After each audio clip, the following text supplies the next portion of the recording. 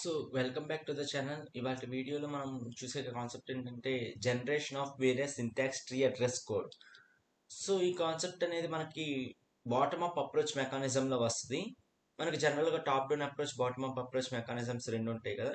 ఈ concept bottom up approach మెకానిజంలో వస్తుంది. బాటమ్ అప్ అప్రోచ్ ఏంటంటే మనం చేసే ప్రాసెస్ ఒక ట్రీ స్ట్రక్చర్లో బాటమ్ లెవెల్, లీఫ్ లెవెల్ నుంచి రూట్ లెవెల్ వరకు ప్రాసెస్ అవుతుంది అనమాట.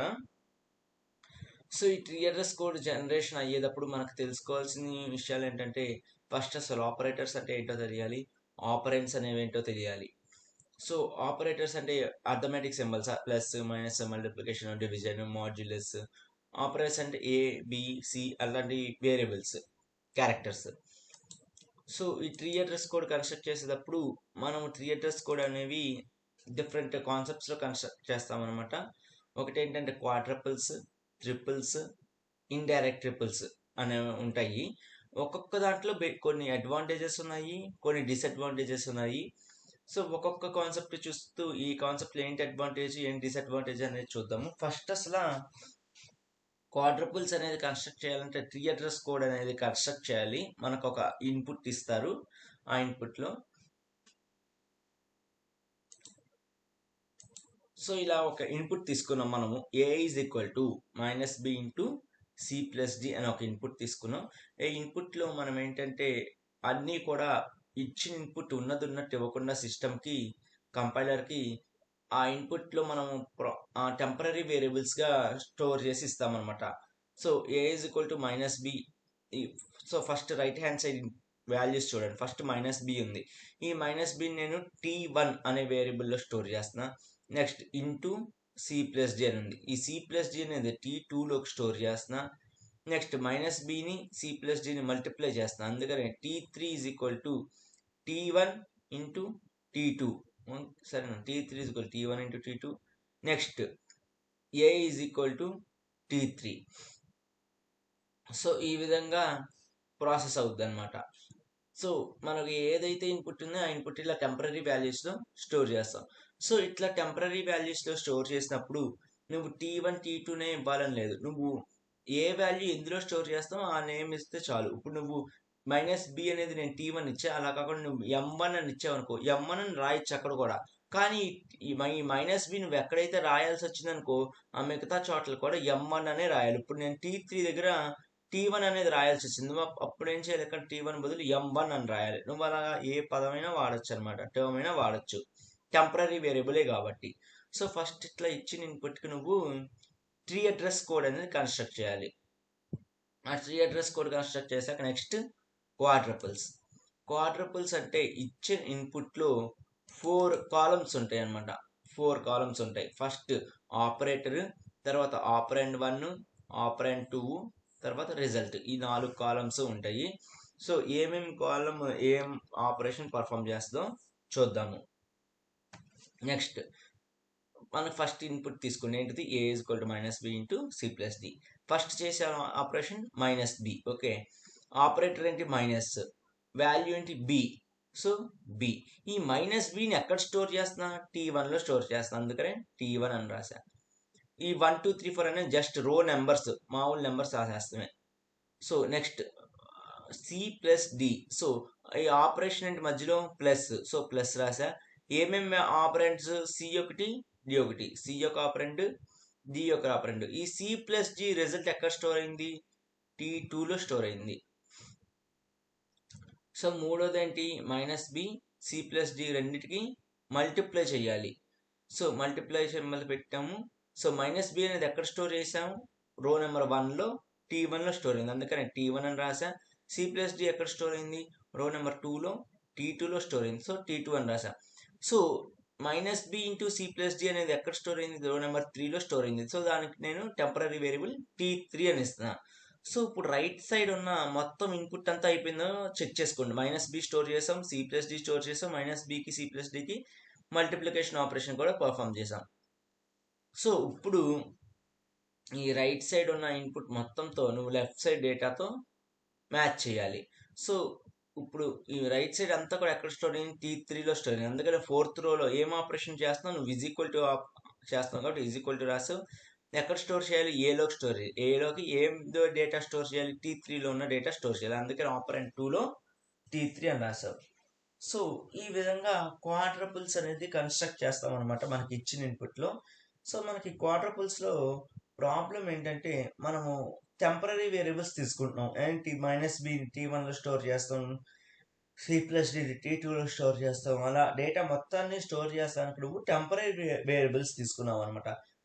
సో నీకు ఇలా టెంపరీ వేరియబుల్స్ తీసుకోవటం వల్ల ఏమవుతుందంటే నీకు ఎగ్జిక్యూట్ చేస్తానికి టైం అనేది చాలా పట్టేస్తుంది. టైం కాంప్లెక్సిటీ అనేది ఎక్కువైపోతుంది. స్పేస్ కాంప్లెక్సిటీ అన్ని కూడా ఎక్కువైపోతాయి. ఎందుకంటే టెంపరీ వేరియబుల్స్ ఎన్ని తీసుకుంటాం అనేది లిమిట్ లేదనమాట. టెంపరీ వేరియబుల్స్ ఎన్నైనా తీసుకోవచ్చు మనకు ప్రోగ్రామ్ బట్టి. ఇన్నే తీసుకుంటామని చేయలేదు. ఇన్పుట్ అనేది చిన్నదైతే కొన్నే తీసుకుంటాం, ఇన్పుట్ అనేది పెద్దదైతే ఎక్కువ టెంపరీ వేరియబుల్స్ అవసరం అవుతాయి. సో ఆ విధంగా ఈ డిసడ్వాంటేజెస్ అనమాట అవన్నీ క్వాడ్రబుల్స్. ఆ డిసడ్వాంటేజెస్ అన్నీ ఓవర్కమ్ చేస్తానికి మనం ట్రిపుల్స్ అనే కాన్సెప్ట్ వచ్చాం. ఈ ట్రిపుల్స్ అనే కాన్సెప్ట్లో మనకి 3 వాల్యూస్ ఉంటాయి అనమాట. ఒకటి ఏంటంటే ఆపరేటర్, నెక్స్ట్ ఏంటంటే ఆపరెంట్ 1, తర్వాత ఆపరెంట్ 2. సో ఫస్ట్ మనం చేసేది ఏంటి? -b. సో ఈ -b ఎక్కడ స్టోర్ అవుతుంది? ఫస్ట్ ఆపరెంట్లో స్టోర్ చేస్తాం. Operator minus operant b. So తర్వాత C+d operator plus first operand C, second operand DE. తర్వాత -bకి C+dకి మల్టిప్లికేషన్ చేయాలి. అందుకని operator multiplication first operant -b ఎక్కడ స్టోర్ అయింది? రో నెంబర్ 1లో, అందుకే 1 రాసాం. C+d ఎక్కడ స్టోర్ అయింది? రో నెంబర్ 2, అందుకే 2 అని రాసాం. సో ఇప్పుడు రైట్ సైడ్ మొత్తం అయిపోయింది. సో ఈ రైట్ సైడ్ మొత్తం అయిపోయింది కదా. ఇప్పుడు లెఫ్ట్ సైడ్ ఏముంది? ఏ అనేది ఉంది. సో నెక్స్ట్ = ఆపరేషన్ రాసావు. రైట్ సైడ్ మొత్తం ఎక్కడ స్టోర్ అయింది? రో నెంబర్ 3లో స్టోర్ అయింది. అందుకే ఫస్ట్ నువ్వు ఎందులోకి స్టోర్ చేయాలి? ఏలోకి స్టోర్ చేయాలి. అందుకని ఆపరేటర్ 1లో ఏ రాయాలి, ఆపరెంట్ 2లో ఎక్కడ స్టోర్ చేయాలి? నువ్వు 3లో ఉన్నది ఏలోకి స్టోర్ చేయాలి. అందుకే ఆపరెంట్ 2లో 3 అని రాసావు. సో ఇక్కడ నీకు క్వాడ్రపుల్స్ కన్నా బెనిఫిట్ ఏంటంటే ఇక్కడ నువ్వు టెంపరీ వాల్యూస్ లాంటివి ఏం తీసుకోవాలా. సో టెంపరీ వాల్యూస్ లాంటివి ఏం తీసుకోకుండా నువ్వు డైరెక్ట్గా వాల్యూస్ ఏవైతే ఇచ్చావో ఏబిసి ఆ వాల్యూస్ ఇక్కడ రాసేసావు. సో దానివల్ల నీకు బెనిఫిట్ ఏంటి అంటే మనకి ప్రాసెస్ అనేది తొందరగా అవుతుంది. సో టెంపరీ వేరియబుల్స్ ప్రాబ్లం లేదు. ఎగ్జిక్యూషన్ అనేది కూడా తొందరగా అవుతుంది. సో ఆ బెనిఫిట్స్ అనమాట మనకి ట్రిపుల్స్ అనే కాన్సెప్ట్ వల్ల. So next indirect triples. So indirect triples కూడా సేమ్ ట్రిపుల్స్ లాగానే, కానీ ఇండైరెక్ట్ ట్రిపుల్స్లో మనకి 2 టేబుల్స్ మెయింటైన్ చేస్తామన్నమాట. ఒకటేమో ఇండైరెక్ట్ ట్రిపుల్స్ టేబుల్, ఒకటి ఏమిటంటే statement table. So first -b into C+d చూద్దాం. Okay, minus operator minus operant b. So నేను ఈ ఫస్ట్ రో అంతా ఇక్కడ 56 అని రాసా. అంటే ఈ కంప్లీట్ ఇన్ఫర్మేషన్ -b అనే ఇన్ఫర్మేషన్ నేను ఎక్కడ స్టోర్ చేస్తున్నా? 56 అని రాస్తున్నా. సో నువ్వు స్టేట్మెంట్ 0 దగ్గర ఏం రాస్తావు? నెంబర్ 56 అని రాస్తావు. అంటే నీకు 0 రోలో రాసిన ఇన్ఫర్మేషన్ మొత్తం నేను 56లోకి స్టోర్ చేస్తాను అనమాట. So next C+d. So operator అంటే plus, first operand C, second operand D. సో ఇదంతా కూడా ఎక్కడ స్టోర్ చేస్తున్నా? 57లోకి స్టోర్ చేస్తున్నా. సో అందుకని ఆపరేటర్ 1 57 అని రాసావు. Next -b into C+d. So ఇది మొత్తానికి మల్టిప్లికేషన్ జరగాలి. అందుకనే 58లో -b ఇంటూ C+dకి ఆపరేషన్ ఏంటి? ఇంటూ మల్టిప్లికేషన్ రాసావు. -b ఎక్కడ స్టోర్ అయింది? 56లో స్టోర్ అయింది, అందుకే 56 రాసావు. C+d ఎక్కడ స్టోర్ అయింది? 57లో స్టోర్ అయింది, అందుకే 57 అని రాసాము. సో లాస్ట్ మనకి మిగిలింది ఏంటి? -b ఇంటూ C+dని మనకి ఏలోకి స్టోర్ చేయాలి. అందుకనే 59 అని ఇంకొకటి ఇచ్చాము. ఆ 59ది మనకి -b ఇంటూ C+d స్టోర్ చేయాలి కదా. మనకు చేయాల్సిన ఆపరెంట్ ఏంటి? ఈజ్ ఈక్వల్ టు రాసాము. ఈ వాల్యూ అంతా ఎక్కడ స్టోర్ చేయాలి? ఏలోకి స్టోర్ చేయాలి. అందుకని ఆపరెంట్ 1లో ఏ రాసాము. ఈ -b into C+d complete data ఎక్కడ స్టోర్ అయింది? 58లో స్టోర్ అయింది, అందుకే 58 అని రాశాను. సో ఇది 56, 57, 58, 59 అనే నెంబర్స్ ఏదైతే ఉన్నాయో ఆ నెంబర్స్ రాయాలి స్టేట్మెంట్ టేబుల్లో. 0, 1, 2, 3 ఈ మామూలు నెంబర్స్ రాసేసి ఇక్కడ ఏమేమి నెంబర్స్ రాసావు సేమ్ 0 దగ్గర 0లో 56, ఫస్ట్ రోలో 57, సెకండ్ రోలో 58, థర్డ్ రోలో 59. సో అవి రాస్తావు. సో ఇక్కడ 56, 57, 58, 59 రాయాలనే రూల్ ఏం లేదనమాట. సో నువ్వు ఇక్కడ 56 ప్లస్లో 94 అయినా రాయి, 57లో 105, 58లో 110, 59లో 143, అలాంటి ఏ నెంబర్స్ అయినా రాయొచ్చు. సో ఇక్కడ నువ్వు ఏ నెంబర్ రాస్తే ఈ లోపల ప్రాసెస్ చేసేటప్పుడు కూడా ఆ నెంబర్స్ రాయాలి. ఇక్కడ 56 రాశాను, ఇక్కడ 56 అని రాసా, అక్కడ కూడా నువ్వు వేరే నెంబర్ రాయాలి. 57 రాసిన చోట నువ్వు 105 అని రాసావు అనుకో, ఇక్కడ ఎక్కడైతే 57 రాస్తున్నావు అక్కడంతా 105 అనే రాయాలి. సో ఖచ్చితంగా ఈ ఇండైరెక్ట్ ట్రిపుల్స్ అనే కాన్సెప్ట్లో ఇలా 2 టేబుల్స్ రాయాల్సిందే. ఇదేమో స్టేట్మెంట్ టేబుల్ అంటాం, ఈ పైన ఒక రో ఉన్నది, ఈ కిందదేమో ఇండైరెక్ట్ ట్రిపుల్స్ టేబుల్. ఇది సేమ్ ట్రిపుల్స్ లాగానే, అబ్జర్వ్ చేయండి, ట్రిపుల్స్లో ఎలాగైతే రాసామో సేమ్ అలాగే రాసాము ఇక్కడ కూడా.